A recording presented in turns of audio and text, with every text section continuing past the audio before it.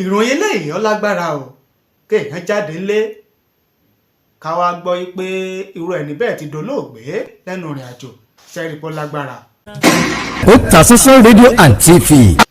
ìjàmbá kọ̀ọ̀kan ló wáyé ní òpópónà márosẹ̀ ìlú Èkó sí Ìbàdàn Lagos IBADAN Express Road ní ọjọ́ àìkú ọjọ́ ìsinmi ọjọ́ kejìlélógún oṣù kẹwàá ọdún 2023 yìí ní nǹkan bí ọwọ́ ìrọ̀lẹ́ ó ní ìjàmbá ọkọ̀ yìí ṣẹlẹ̀ tó sì mú ẹ̀mí èèyàn 5 lọ lójú ẹsẹ̀. Ó lágbára o. Mo gbà ládùúrà yìí pé ìṣọ́ Ọlọ́run àtààbò Ọlọ́run yóò mọ̀ dájú lórí gbogbo arìnrìn-àjò pátá. Ẹni tá a dágbére ibi tá à ń lọ fún kò ní mọ bí a lọ o. Wọn ò ní fi aṣọ ara wa bàtà wa wọn ò ní fi dá wa mọ̀ ní ti láburú.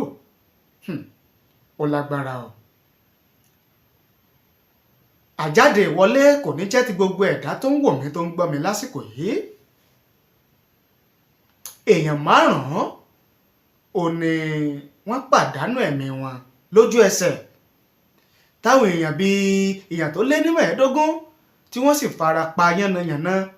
Akàntí ẹ̀ gbọ́ pé àwọn kan ń gba ìtọ́jú lọ́wọ́ nílé ìwòsàn. Ó lágbára o. Gẹ́gẹ́ bá a ṣe gbọ́ ọkọ̀ akérò ńlá kan tó kó ẹrù ní tá a lè pè ní tírélà àti ọkọ̀ akérò SUV kan ò ní wọ́n kọlu ra wọn. Ó lágbára o. Ṣùgbọ́n kí àwọn òṣìṣẹ́ aláàbò ojú pópó nípínlẹ̀ Èkó torí pé lọ́gán tí ìṣẹ̀lẹ̀ náà ti ṣẹlẹ̀ ó ní wọ́n sáré débi ìṣẹ̀lẹ̀ náà láti gbẹ̀mí àwọn èèyàn là ṣùgbọ́n gbogbo ìgbìyànjú wọn àwọn 5 ó ní wọ́n bá ìṣẹ̀lẹ̀ náà lọ lójú ẹsẹ̀. Gbàdìgbà wọ́n sáré gbé àwọn tí wọ́n fara pa àwọn tó ṣe é sáré gbé lọ sílé ìwòsàn wọ́n sáré gbé wọn lọ sílé ìwòsàn tá a sì gbọ́ pé wọ́n ń gba ìtọ́jú lọ́wọ́. Àdúrà wa ni wípé ọba mi Èdùmàrè yóò dáwọ́lé gbogbo àwọn tí wọ́n ń gbà tọ́jú lọ́wọ́ nílé ìwòsàn yóò bá ní dáàbò bò wọ́n yóò sì bá ní dá àlàáfíà padà ságọ́ ara wọn. Ó lágbára o.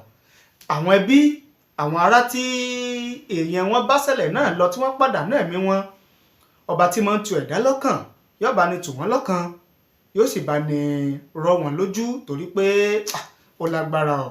Kéèyàn jáde ńlé ká wá gbọ́ pé irú ẹni bẹ́ẹ̀ ti dolóògbé pé kò lè ó ti dolóògbé lẹ́nu ìrìn àjò sẹ́rípọ̀ lágbára. Eléyìí náà la gbọ́ o ta ní ká mú wá fún yín gẹ́gẹ́ bẹ́ẹ̀ ṣe mọ̀ wípé bó ṣe ń lọ àti bó ṣe ń ṣẹlẹ̀ òun náà ni àmọ́ mú wá lórí ìkànnì yìí láti máa fi tó yín létí.